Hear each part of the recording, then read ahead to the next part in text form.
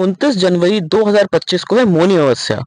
मौनी अमावस्या इसलिए कहा गया क्योंकि इस दिन मौन रहकर ही दिन की समाप्ति करनी चाहिए। शास्त्रों में इस दिन को या ये बोलूं इस तिथि को युगादि तिथि बताया गया है। ये युगादि तिथि का मतलब क्या होता है, पहले मैं आपको ये समझा देता हूँ। जिसकी शुरुआत युग युग की शुरुआत जिस तिथि से होती है उसे युगादि तिथि बोला जाता है। स्कंद पुराण में ऐसा वर्णन मिलता है कि जो द्वापर युग था उसकी शुरुआत इसी दिन की तिथि से हुई थी, यानी उस समय भी मौनी अमावस्या रही होगी जब वो युग स्टार्ट हुआ, इसलिए इसे युगादि तिथि कहा जाता है। इस तिथि की खासियत यह है कि इस दिन किया गया जप तप दान अक्षय हो जाता है। इस दिन कोई भी निम्न काम कार्य तो पितरों को अत्यंत सुख प्राप्त होता है। तो इस दिन क्या क्या करना चाहिए, इसका क्या महात्म्य है, ये सब मैं आपको इस वीडियो में आगे बताऊंगा। ठीक, इस दिन पवित्र नदियों में स्नान मौन रहकर करना चाहिए। अगर आप अपने घर में भी स्नान कर रहे हैं तो मौन रहकर ही स्नान करना चाहिए। ये युगादि तिथि है। इस तिथि में किया गया कोई भी पितृ तर्पण या पिंड दान अत्यंत फल दे। अब पितृ तर्पण तो सभी करते हैं, है ना, लेकिन मैं आपको बता दूं, जो लोग हमारे बड़े गुजर गए हैं या जाने अनजाने हमारे परिवार में किसी ने समझ लीजिए आत्महत्या भी कर ली है, तो ये दिन सबसे शुभ होता है उसके लिए नारायण बलि देने का। ये युगादि तिथि इसलिए भी कही गई है क्योंकि इस दिन ही हम आत्महत्या करने वाले मनुष्य को मोक्ष दिला सकते हैं। साथ ही में महाभारत के अनुशासन पर्व में यह बताया गया है कि इस दिन 1,10,000 तीर्थ प्रयागराज में स्नान करने आते हैं। इसी वजह से ये जो कुंभ है ना, महाकुंभ भी बन जाता है।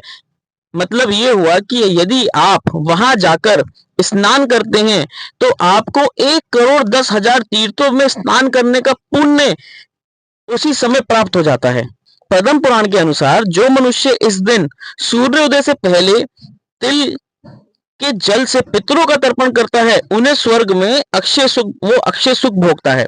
अब अक्षय सुख भोगता है का क्या मतलब क्या हुआ, मैं आपको बता दूं कि शास्त्रों में ऐसा बताया गया है कि जब हमारा पुण्य समाप्त हो जाता है ना, तो हमको स्वर्ग से गिरा दिया जाता है, स्वर्ग से हटा दिया जाता है। लेकिन इस दिन अगर हम पितरों को तर्पण कर दे तिल के जल से तो वो अक्षय सुख भोगता है, उसको फिर गिराया नहीं जाता, वो अखंड समय तक अनंत समय तक स्वर्ग में वास कर सकता है। अपने घर के जल में ना गंगा जल मिला लीजिए, उसमें तिल मिला लीजिए और तिल को ना थोड़ा सा पीस के पहले उसका एक उपटन जैसा बना लीजिए। उस उपटन को अपने शरीर में लगा के नहाने से तो इससे बहुत पुण्य प्राप्त होता है और भगवान बहुत जल्दी प्रसन्न हो जाते हैं। इसका और महात्म्य मैं आपको बताता हूँ।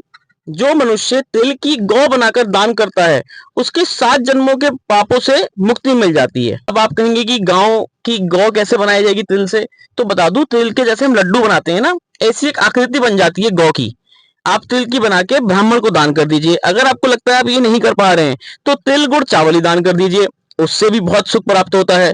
इस दिन अन्नदान और वस्त्रदान भी किया जाता है और पिंड दान के लिए तो ये दिन सबसे उत्तम बताया गया है। स्कंद पुराण में यह भी लिखा है कि यदि इस दिन आप गुड़ घी तिल और मधु युक्त खीर गंगा में डालते हैं तो पितरों को 100 वर्षों तक पितरों को तृप्त करती है। वो अपनी संतानों को ना मनोवांछित वस्तु प्रदान करते हैं। इस दिन गंगा जल से शिवलिंग पर जल देने से नरक में ही पड़े हुए पितृ तृप्त हो जाते हैं। गंगा के किनारे पिंडदान करने से जितने भी पितृ हैं उनको मुक्ति मिल जाती है।